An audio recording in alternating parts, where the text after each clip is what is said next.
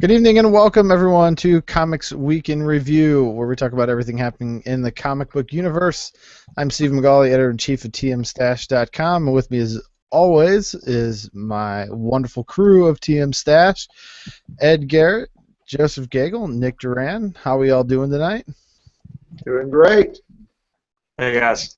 Well, How's it we going? finally got to see Gotham.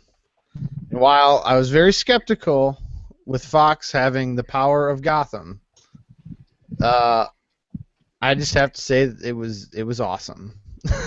They did an amazing job with Gotham, and I know you guys probably have a lot more to say about it, but I thoroughly enjoyed the first episode, even though it was very much an intro episode of just introducing all the characters that will be in Gotham. But what were your overall impressions? We'll start with Mr. DC, Ed Garrett. No, it was good. They had a lot of good dramatic tension built up in here. You don't really have to be a DC fan to get into the show. Certainly, if you are a DC fan, there were plenty of little things planted in there that would make you sort of squeal with delight to get to see some of the guys that you know are going to show up as major villains someday down the road. But as a drama, it was really good. And the character Fish Mahoney, which is thrown into this show, is certainly played with the right amount of the right amount of evil. It's not over the top. She's very intimidating, very believable. I just thought it was a great start to the series and a great portrayal of Jim Gordon as well. I thought that was really good. Yeah, I agree. Jim Gordon character was spot on. Just fantastic. I think all the characters were really well done and really well acted throughout the show. Nick, what did you think? I thought it was well done. I was saying that earlier that I thought even though I'm drawn to it and you guys are drawn to it because it's Batman, it's Gotham, but it was a pretty good procedural cop show. Like, I thought if you came into this without knowing anything, you'd still enjoy it. It was definitely well written. The actors were well casted. And I feel like without ruining the integrity of what Batman is, they still kind of made some minor liberties to cast it properly to work well on TV, and I thought they did a great job. Yeah, it was. I agree. It was something that definitely anyone could watch and get into and not know anything about Batman, but presumably so many people have seen a Batman movie. Everyone at this point in age has seen some Batman movie. There's been so many iterations of Batman at this point in time. People are familiar with what Gotham is. But I was kind of intrigued to kind of what they did with Jada Pinkett Smith, since she's kind of a new character. There's never any allusion to her in the comics, right? She's a completely made up character for the show, correct? Brand new. So I thought that was really interesting piece. I know my wife was asking, "Who is that?"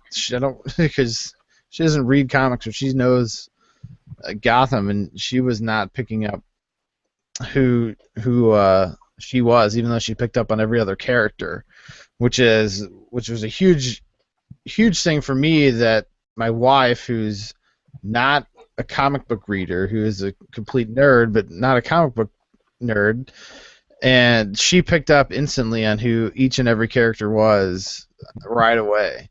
So that just emphasized that they really nailed it with every character and bringing them out in the first episode, which, like I said, that's what the whole episode was really about, was establishing who is who.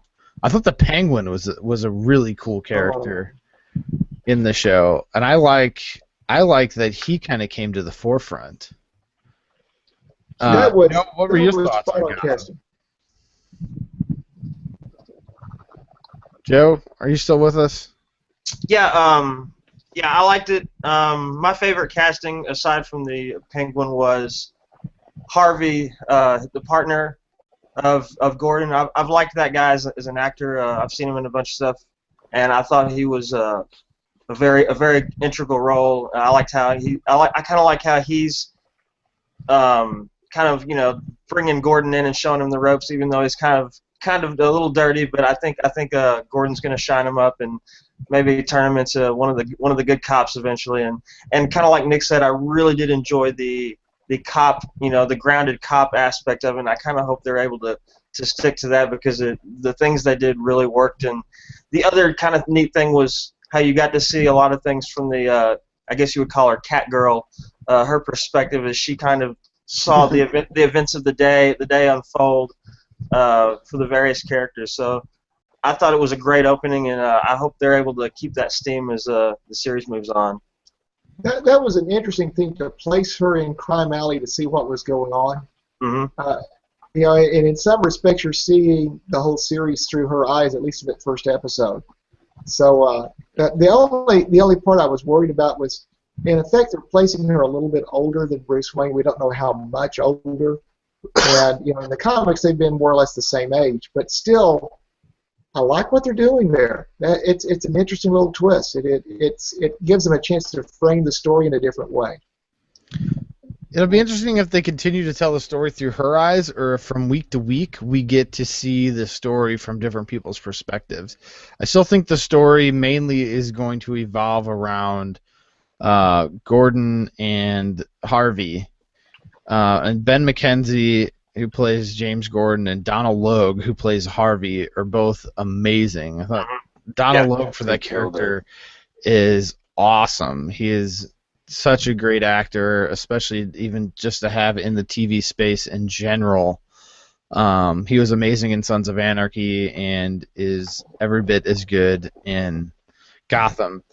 And this isn't his first time in the comic book realm. As he was kind of a main character in the first Blade film. Yeah, that's right. That's right. I always forget about Blade. Another just badass movie. But Ed, did you have anything else on it? Sound like you're about to add something else. No, just that I was going to agree with you on Harvey Bullock. That's a great character and one that could have easily been miscast, but bringing him in and the way they brought him in, it's very true to the character itself, and it gives you a chance to sort of play off to see how honest a cop that Jim Gordon is and what he'll do to try to turn this around, because obviously he's having to pull things off from the inside in a very corrupt cop culture in that town. So you know how it's going to end. This is one of those where you know the ending. You know that this is going to end with Bruce growing up, becoming Batman, all these other villains coming out in their own identities, but it's how they get there that's the fun part of this journey, and they certainly got off to a great start. Definitely. That'll be back on again tomorrow night, so excited to see the second episode. But this past week we also got to see Agents of S.H.I.E.L.D. Its premiere, which we know has kind of had its ups and downs as quality last year. Seemed to really pick it up at the end as they started to tie in more of what was happening in the Marvel movie universe in with the TV show. And Marvel wisely decided to do that again and pick up the beginning of the season kind of right where Captain America left off. And Joe, what did you? I know you watched it. What did you think of Agents of S.H.I.E.L.D.?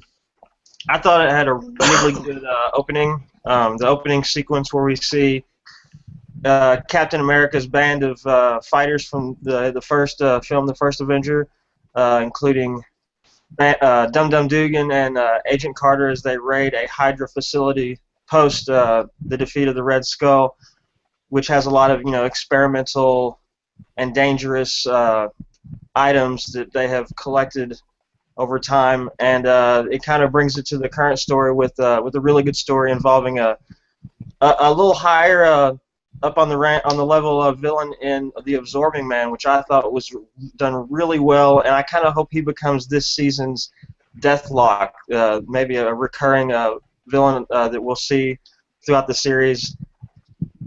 And I thought it had a really good punch to it, and I really liked how we saw Agent. I think it was Agent Simmons, the guy who had lost his brain functions, and he was kind of seeing his partner the whole time, and that was kind of a neat reveal at the end that she was never there, and he's kind of losing it. Yeah, that was kind of sad, really, to see how Fitz is all thrown off there. I was kind of surprised by that, but it makes for an interesting twist. We'll see if he ever actually kind of gets everything back. I would imagine something will happen that he'll start to hopefully gain some of his memory back and start getting his mojo. But it was a good start, and the ratings were down a little bit, but it's good. It's good, and everyone that's interested at all in the Marvel Universe should be watching that show, because you're basically getting a lot of the same quality you get out of the Marvel movie universe week to week in a television show. So, and for fans of the character Mockingbird, will be happy because she will pop up on the series this next month in October, and it's believed she's going to be as an undercover agent in Hydra. That's awesome. So that'll be a part of that story as well. Good stuff. And a follow-up from a few weeks back when we were talking about the oh-so-controversial Milo Manara Spider-Woman cover. This week we found out that the Spider-Woman cover will be printed and will come out. So, to no avail, we are still going to see that cover, but each his own. But Marvel did wisely decide not to move forward with two of their future covers that he had signed up for, including the one for which ones were they that they cut out? Nick? I know Thor 2 was one of them, which was very interesting because they were going to have, now from what we've been gathering, we've been talking about, it seems like Thor is definitely making Thor a female character is to bring in more female viewers, and then they decide to take this guy who is sexualizing the characters and causing controversy, and they were going to have him do one of the covers, which was kind of counterproductive. Or stupid. Well, yes. I believe another one was going to be an Axis variant. And I want to say that they also said that while they weren't going to need his services for these two, they did say we will do business with him in the future. He's a very old man, though. He really is. It was kind of a safe answer quote, kind of the way they worded it. Like, we're not going to use him, but we like him and we still will, kind of thing. Yeah, and we will think wisely before we decide to take one of his covers to print next time. That really makes me question the communication going on in Marvel.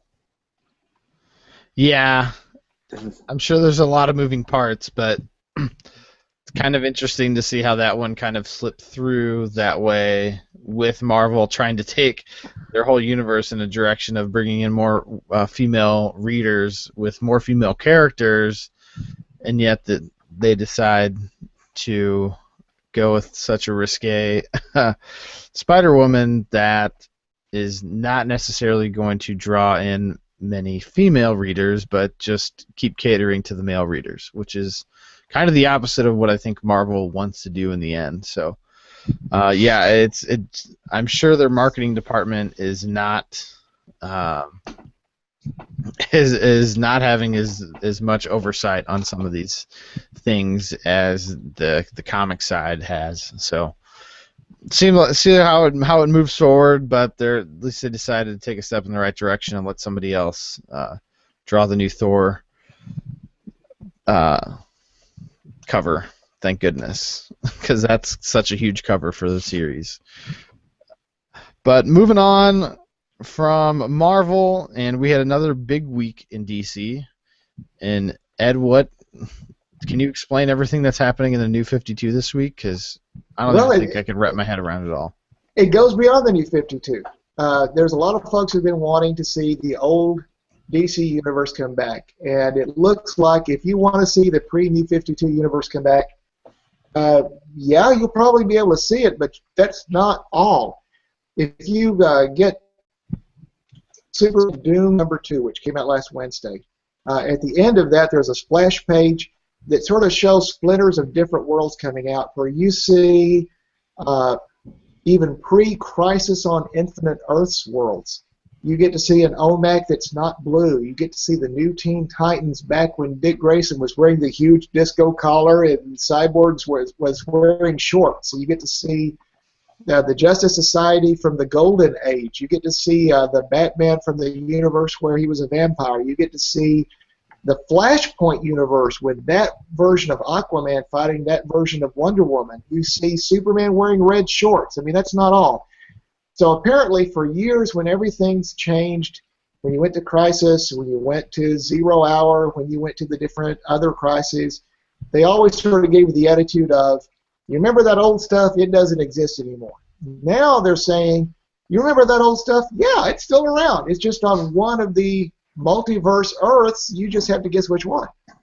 So, yeah. So, and it's not just at the end of Superman Doomed, but in the middle of Future's End Booster Gold, you get to see the Charlton world with the version of Captain Atom that existed before the Crisis on Infinite Earths, when he wore a dark blue shirt, it had regular skin tone, was not metallic looking, and you find out that when Booster Gold visited Booster Gold and both of them faded out of existence when Superman and Wonder Woman kissed, it was not over the kiss. There's other stuff going on here, and there's maybe a version of a pre-New 52 Maniac that's trying to get access to Farpoint, which is a pre-New 52 place that Rip Hunter and Booster Gold stayed at, that sort of was an access point to all the timelines of all the multiverses. It looks like we're building to something up in April of next year, the 30th anniversary of the original Crisis, where maybe and this is speculation from, I want to say from Newsarama and maybe some other sources, but I think they may have a point, that there's a pre-New 52 version of Brainiac that is more powerful than the version of Brainiac we've been seeing in Superman Doomed, that's getting access to every version of every DC comic that's ever been printed, existing in some world somewhere. So it was not in the main New 52 Futures End book, but if you caught Superman Doomed or Futures End Booster Gold, you really had an eyeful this week. It's pretty huge for the DC multiverse, and I don't even want to call it the DC universe anymore. It's the DC multiverse. Nick, what do you think of the DC multiverse? You saw me just itching to talk. So, Ed, we talked about this briefly. Do you think this is kind of them backtracking or kind of opening up a back door to get out of the New 52? I think it's a possibility. There's like we're talking about pre-show, I could see a couple of tracks for it. They could go back to the pre-New 52 days. They could do a mixture of the New 52 and pre-New 52, or they could even split off their version of an Ultimates line, sort of like Marvel's done, where their Ultimates universe is the pre-New 52 universe. So they certainly are opening up a whole lot of possibilities, something that I thought they were blowing up the universe big enough with Futures End, and it looks like that's just the opening act. Yeah, for me, there's things I love about what they did with the New 52, directions they were almost too scared to take in the past, and then there's things that have changed so drastically that I do miss old stuff. So I think, and I'd like to definitely see Nightwing back. So. Yeah. Yeah, I'm not a big fan of the Grayson series, and we'll talk about that in a little bit. But yeah, I'd like to see Nightwing be Nightwing. Speaking of him, though, or not necessarily him, but the Bat family, over in Batman Eternal this week, the band's getting back together. The family had sort of split apart after death of the family when the Joker had captured all of them and made them think their faces were being cut off, and they found out that Bruce had been hiding some information from them, and they all sort of split apart because of a lack of trust. What's brought them back together is Hush's attack on Alfred. He put a huge amount. Alfred is sitting in the hospital in a coma. If they let him get the slightest bit conscious, he's just screaming his head off. So, because of Alfred, all of the other guys, other than Dick Grayson, who's off on his secret mission and presumed dead by the rest of the DC universe, all the rest of them are pulling back together. And what's pulled them back together is their love of Alfred, not Bruce, but they're willing to come back and help Bruce out because of that. So that made for a pretty awesome issue of Batman Eternal this week, and I'm looking forward to what comes next now that these guys are back together, because they're going to need to be. Hush has really got all the things going his way right now. They're about to declare martial law in Gotham, which is what he wants. He wants to mess up everything that Bruce cares about, and he's on his way to doing it. That gave me chills when they said the family's taking care of this. That was awesome. Yeah, that really was. All right, to get back to talking about the New 52, let me ask this question. Do we think that this is DC opening up the door to end the New 52 since they have begun the New 52, their sales have pretty much gone down every year except in middle of 2013 they rose. They were able to go up a little bit, but they're down. They're only 30.77% of the market share as of January 2014. That's the most recent number that I could find in a pinch. But it seems to be that their sales have been significantly lower than what they were pre the New 52. So is this DC recognizing that the New 52 isn't working and that they need to go back to what they do best? And the thing is, though, when the New 52 hit, it was one of those rising tide lifts all boats. It wasn't just DC that had a huge boost. It was the entire comics industry that got a boost. Well, in 2011, so they had a huge regained the top market share. Right. And has pretty much remained there since the New 52 came out. Who's that? It's not surprising. Marvel has pretty much taken over number one since the New 52 came out. But they had the number one before the New 52 came out. It had a lock on it for years. The fact that DC actually came out and made it competitive for a while was pretty amazing. I think they probably will have some sort of mixture of the two. I don't think they'll necessarily go back to Superman in red shorts. But I don't think they'll necessarily stick with everything that's in New 52 either. It gives them the opportunity to do whatever they want to do right now. But I don't think it's been a failure. There's some parts of the New 52 I don't like, but I think they're recognizing they're going to have to keep pulling stunts to get their sales boosted up. And that's the part that sort of worries me a little bit, because every September now is a major stunt month. And now we're going to look toward April being a huge major stunt to be the 30th anniversary of the Crisis, because everyone's expecting something big. It'll be different, but I don't know that they'll go back all the way to the pre-New 52 either, because pre-New 52, they were way behind Marvel as well.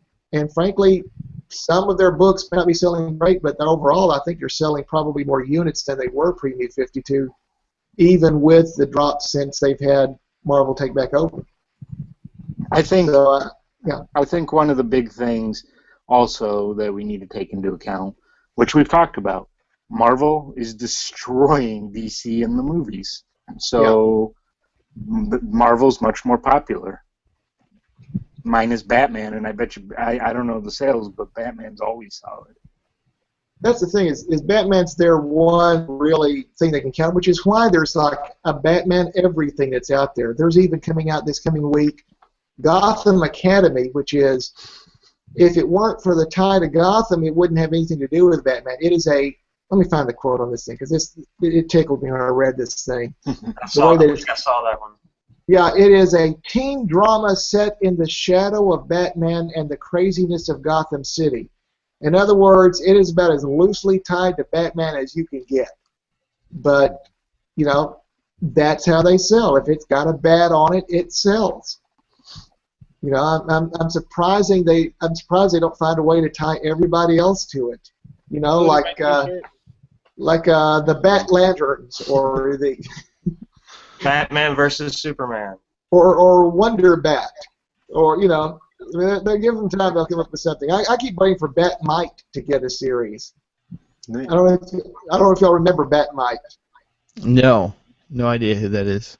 If you know Mr. Mixelplick or Mr. Mixelplick, depending on how they pronounce his name, Batmite was sort of a fifth-dimensional imp who was actually a good guy and a Batman wannabe, and back in the Silver Age showed up every once in a while trying to help out Batman and generally messing things up in the process. He would be a great book now, especially for kids. I could see that. Yeah. Well, we're on the topic of how awesome Marvel is still making money in the box office with Guardians of the Galaxy. Joe, what did you say they were up to this week? I don't know the total, but they made, I think, just over $3 million this weekend, and this was just a domestic thing. But they surpassed Iron Man as the highest domestic grossing film that they've released. Number 2 was Iron Man 3, and of course number 1 is The Avengers. So, Marvel's still making money in the box office. Guardians is still doing awesome because it's still probably the best movie of the year. But Guardians also had a new book this week, right? Original Sin? Yeah, it was finally the very last tie-in for the crossover series. Continues as Star-Lord, Nova, and Thanos have been trapped in the Cancerverse, and Thanos is trying to get the Cosmic Cube back because he knows how to get out of there. And he has experience with this thing, but they're not gonna give it to him, and it gets to the point where they just blast him with it, and it kills him. And so they're like, all right, now what? Well, then Star-Lord gets killed by Thanos, and they're like, okay, now what? And then they figure out in the Cancerverse you can't die. Death is just not there. So it kind of poses a problem for them, and it kind of makes them readjust their mission. And, well, we got to get out of here now since we can't kill him. But then they're stopped by the Cancerverse version of the Avengers, the Revengers. And basically they take a long time killing each other over and over and over and over until what they don't want to happen happens, and the Revengers get their hands on the Cosmic Cube, and that's kind of where they leave it. And I have a feeling that the story will conclude in the next issue. Hopefully we get some so it was pretty good. Moving on, Edge of Spider-Verse continues with another unique story with Aaron Aikman, not Peter Parker, as the Spider-Man. And in this universe, it's a little bit different. He is a scientist who is dabbling with insect venom, and he kind of fuses it to his DNA and becomes the Spider-Man. But it's more of a Iron Man kind of character. The suit is kind of like a cross between Iron Man and Spider-Man. Very techy and very neat like that. But Nick and I were talking pre-show, and while the story wasn't as good as the last week's Gwen Stacy one, which was a really hard one to follow up on, it was still kind of neat just to see how, you know, another alternate universe with an alternate Spider-Man. But we kind of get the idea at the end of it that he runs into Moreland and probably gets killed. So we don't really see a recruitment from the Superior Spider-Man. Nick, anything to add on that? No, I agree with you. I think it was kind of fun to see the Iron Man version of Spider-Man. It was cool, but the Gwen Stacy one is going to be hard to beat. I agree.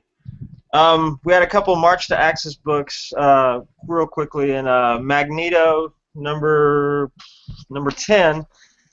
We kind of get to see what the Red Skull and some of his S-Men put him through mentally to try to break him. It really doesn't work. It was an okay issue. It was kind of a filler issue because it kind of tells what happens to him before he's met by some of the Uncanny Avengers that kind of free him, and it kind of catches everything up to what's going to come next week. And the other one was in Loki, Agent of Asgard, number 6, as Doom has kind of looked into the future and seen that Loki has made life for him very bad. So he's kind of decided to come back to the present and use what he knows to basically enslave and lock this present Loki into a cube void of time so that he cannot move around and try to mess things up for the future, which is what he's kind of been trying to do. So that was kind of a pretty good little issue. But Nick and I were talking, and I believe even Steven agrees the book of the week is probably Deadpool number 35. He's got a few friends who have been kind of suffering some kind of a condition, and he brings them over to the X-Men for Hank McCoy to check out. And as he's going over to talk to some other doctors like the Fantastic Four, whose their building is closed, and he's like, oh well. And he gets kind of jumped by an old 90s model Spider Slayer who's been hijacked by Dracula, who he recently killed and took his bride-to-be. So he's kind of has a beef going on with him, and it's such a bad Spider Slayer that even Deadpool can't believe how ignorant it is. And he goes, I guess this is what it's like to be Spider-Man. And he keeps making a bunch of Spider-Man jokes to him, and he eventually defeats him by giving his clothes to like a hobo in the subway and just says, "Run out!" And he runs out and he does the old takes him from behind, and it was really, really funny. Nick, what'd you think about it? He ends up defeating the Spider Slayer with no clothes on, and then that's followed up by a fantastic 2 or 3 page scene with him and Tony Stark, and Tony Stark's just like, stop talking. Just stop. I think this series it's not as serious. The story arcs aren't as serious as a lot of the other stuff. The story's not gonna rank up there with Batman Eternal or some of the other Marvel stories, but it's entertaining. I go back every week buying it, and it makes me laugh. And sometimes that's all you need. Deadpool delivers on that every week, I think. If you need a good, ridiculous laugh, Deadpool will deliver. And now he's a dad, so that's just an extra dynamic to the whole thing. He's an official. He's a role model now. He's a role model. He's actually not a bad father, though. No. Far. It's been neat to see him, actually get a little serious from time to time. I'm like, oh, wait a minute, I got to take care of my kid. Okay. I do like that they reminded us that he does have a wife, and she's still in the picture. Yes. That was interesting. Their relationship has been very interesting. Do you think they'll tie that in with the movie, or are they just going to go all out crazy and just give you the crazy Deadpool that's not a father? I doubt they're going to use that initially.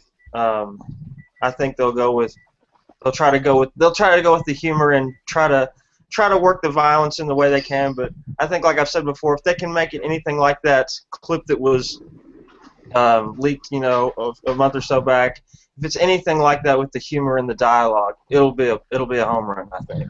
Will they tie in other characters, you think? Because that's kind of Deadpool's shtick. I hope so, because Fox, they've got the Fantastic Four and they've got the X-Men. So, and if Fantastic Four does well, he could just be like, standing in a department store in the background. They could do a Where's Waldo with him, because that's kind of what he does a lot of times. People just kind of throw him in there, and you see that with a lot of the Deadpool variant covers across the board from Marvel, where it's just him messing with the variant, or he's just popping in the background. So. And especially with his connection with Wolverine and Weapon X, they could easily do anything with the X-Men universe. With the Uncanny X-Force series that was with him and Wolverine, they could do all kinds of things if they're trying to build the universe that we think they are. Agreed. But enough of the big comic DC and Marvel news. What happened in the indie world where everything is always more interesting? A couple of big things this past week. Over at Valiant, they ended the Armor Hunters lineup. That's been a really good event comic. You've got XO Man of War and the Unity team going up against a team of Armor Hunters that look pretty much unstoppable. And the way they resolved it works. There's a new status quo for XO Man of War. He may have survived this, but there are some changes to how his armor works and some cost to him in the future if he uses his armor in a certain way. The Unity team has been outed publicly, and now we're going to go into Armor Hunters Aftermath, where coming up this week, where the Unity team is finally revealed to the world with sort of a public outing. That's going to be pretty cool. I like how they've done this one. I really do. Their event comics have consequences that truly matter, and they're willing to go with it and continue. Another good one this week that ended an arc was Red Sonja number 12. She's been trying to gather the greatest artisans across the world for a ruler who knows he's about to die, who has promised to free 1,000 slaves if she can bring him all of these different artisans, the greatest cook, the greatest hunter, the greatest of this and that. And in the middle of all of this, she's also been trying to avoid having a bath and somehow managed to find a little bit of fun in the hay with somebody, and has not had very much luck in either regard. So you're finding out, can she get all these people to the ruler in time? Will he keep his deal? What will she do in the meantime? And will she ever get to have a little bit of fun on the side? This one's handled exceptionally well. The story's great. There's a lot of humor in it. Gail Simone really gets this character and writes an exceptional issue. So I really enjoyed it. Nick, you saw that one too, I believe, didn't you? Pardon me? I think you got Red Sonja as well. I did not. Truth be told, I did not read it this week. I'm looking forward to it though. Don't worry, you'll enjoy this one. It's hilarious. Coming up this week is a book that's coming to print that's been on the Thrillbent app. And if you haven't checked out Thrillbent, this is Mark Waid's brainchild, where he's bringing together people like James Tynan and a lot of other really great creators for digital chapters of books. And one of them is going to print now over at Dynamite with issue number 1 coming out of The Damnation of Charlie Wormwood, and that's coming out on Wednesday. I'm real excited about this. It's been one I've had favorited on Thrillbit for some time. You've got a guy who teaches at a correctional institution. He's doing the classes that these guys are taking, trying to get high school equivalency or college degrees while they're in prison. And everything's going wrong in his life. His son has some mystery illness they're not able to track down. The bills are piling up. He and his wife, because they're spending all their spare time at the hospital. In the middle of all this, the prison is about to cut off benefits to all their employees, so the insurance is going away.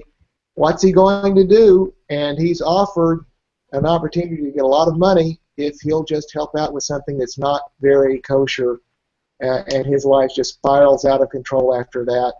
This is a really good series on Thrillbent. I'm glad to see it come to print, and I would highly recommend that one. It's coming out from Dynamite this week.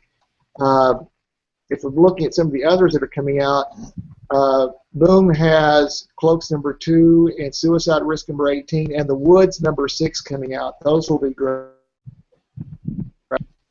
Has God Hates Astronauts number 2, which the title of it alone ought to be good.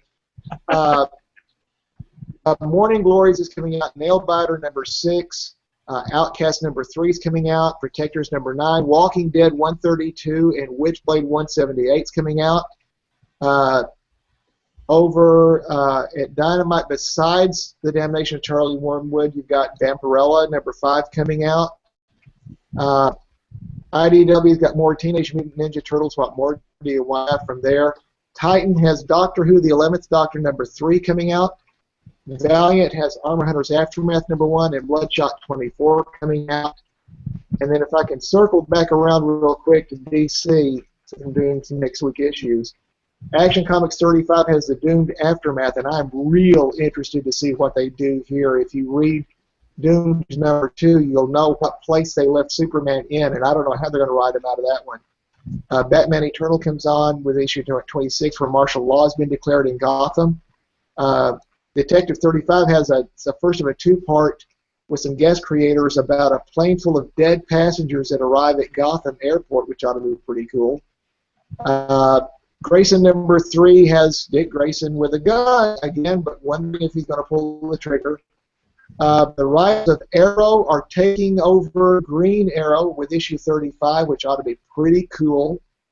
And Lobo #1 comes out. So, oh, and one other thing, Justice League 3000, which is a series that frankly has not been one of my favorites, but they've revealed now that these guys are not from the future of the main New 52 Earth. They are from the future of the pre-New 52 Earth, which one we don't know. So this is sort of like, you know, how the Legion of Superheroes they run.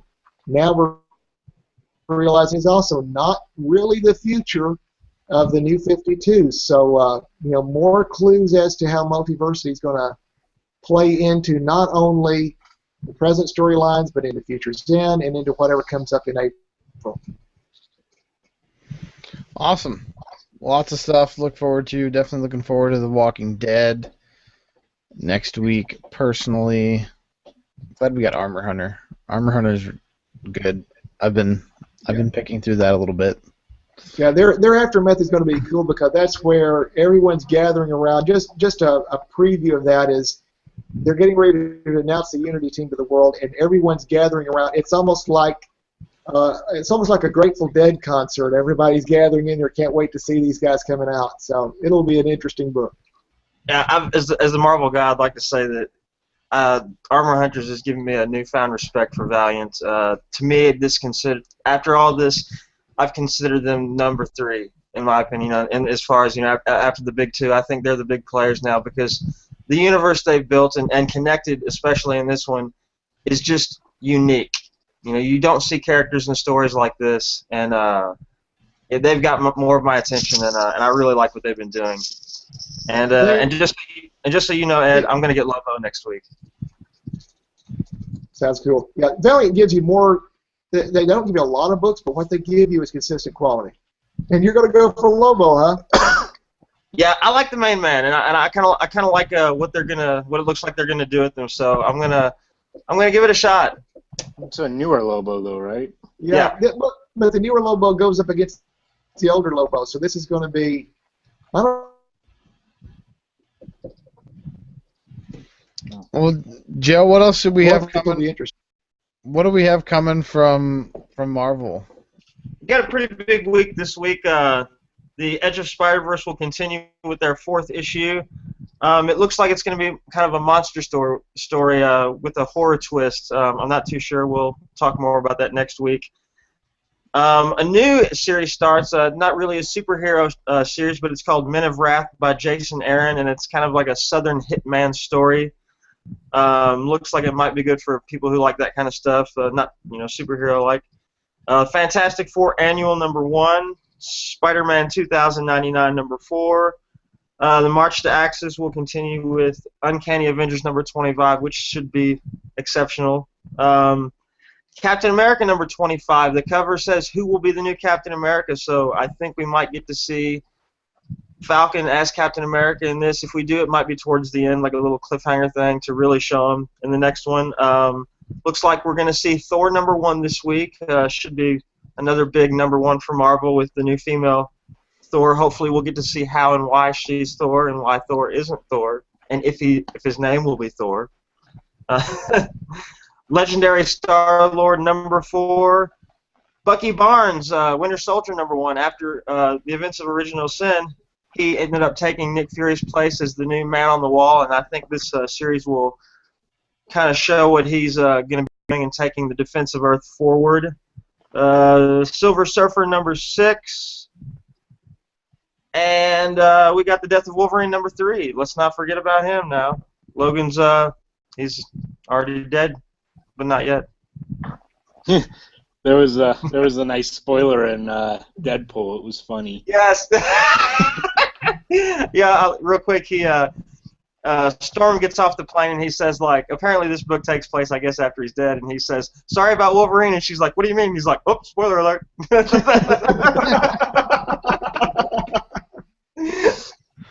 Oh God. Another reason why that book is so great. Nick, anything you're looking forward to this upcoming week? I apologize, Ed. I don't know if I heard. Did you mention Fade Out coming out this week? Fade Out number 2 is. Fade Out number 2 is a noir that takes place in old-time Hollywood by Ed Brubaker, and that number 1 was really cool, and I'm looking forward to number 2. That was one I had not mentioned, but yeah, that ought to be good. I think Ed Brubaker, guy's just great. And Nick, what about that one you were talking about pre-show that you just did one for? Oh yeah, so probably my pick of the week, if you're going to do that again today. My pick of the week is definitely Roche Limit, and it is by Michael Marachi and Vic Malhotra. I probably butchered both those names, but it's a trilogy, so it's going to be three different volumes, 5 issues apiece, and it takes place in the future in another galaxy, and it takes place in a small mining colony. And there's right now they've introduced 3 characters, and they're all kind of have their own demons. They're on their own paths: a cop, a drug chemist, and a madam. And the 3 of them are all kind of heading down the same path, and it's going to be a mystery thriller.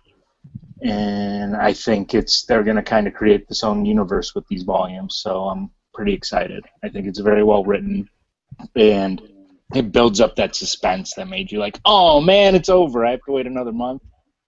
So I recommend everyone check that out, at least the first issue. It's by Image. Awesome. Joe, what is your pick of the week? Deadpool. Deadpool's the pick of the week. It was funny.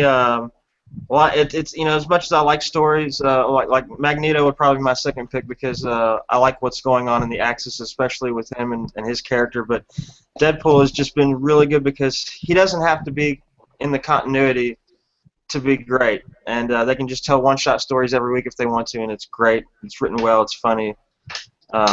What's not to like about it, really? Not too much. Ed, what have you got as your pick of the week? Probably Batman Eternal, simply because of putting the band back together. There was a lot of good ones to choose from. I mean, Superman Doom was really good. On the indie side, Red Sonja was great, Armor Hunters was great, but putting the band back together at Batman Eternal, it's sort of hard to turn down. I'm really glad you guys named my number 2 and number 3 pick. So. Oh, are you ready? Are you ready for the pan of the week? Ooh. I'll give you mine. I actually bought Star Spangled War Stories G.I. Zombie Future's End. Nice. I wanted to see, after I made fun last week, it's a terrible story, but basically here's what they do. Zombie infestation starts, world is in danger, cures found, story's over, 1 issue. It's like, okay, it would be like if The Walking Dead was 1 issue long. So, it's something that absolutely you don't have to buy to catch up with Future's End. It was sort of like, well, we're doing tie-ins with everybody else. Let's figure out one here. So it's not that it's a terrible story, but it certainly is not worth wasting your money if you haven't been buying it before. It's not anything that I would recommend unless you were just really into war stories, and even then, it's stretching it with that tie-in. No bueno. Joe, what is your... Well, I didn't get to read everything this week that I wanted to. I had a busy weekend, but if I had to guess, the ones I did read, I only read about 4 or 5, and they were good. So I'm going to say if I had to guess, the New Warriors by Marvel was would probably be the worst of the week. The last one they did was pretty bad. The only reason I kind of read it is I'm a really big fan of Kane the Scarlet Spider, and that's where they've dumped him. So I'd have to guess it's probably that one. I think I'm in the same boat. I didn't read. My plan was to try to read everything you guys read, so I'd be caught up here. And I'd have to say, even though I like what they're doing with the Spider Universe, Spider's Edge, I thought this week's was a little boring. Like it had some cool parts, but it was long, and it was a lot of build up to the characters, and they probably, like you said, they probably won't be around again. I unfortunately didn't get to read much of anything because I've been working on the back end of the website. So, but if I had to have a pick of the week, I would say Armor Hunter or Deadpool. But yeah, I don't really have anything that I didn't like this week. So lots of good stuff, and all the TV was good. I couldn't really say that anything on the TV was bad. I was thinking Gotham was going to be possibly something that Fox could have tanked, but luckily they didn't. And Agents of Shield, while not the greatest show on television, it's still doing what it's supposed to be doing and picking up where the movies left off.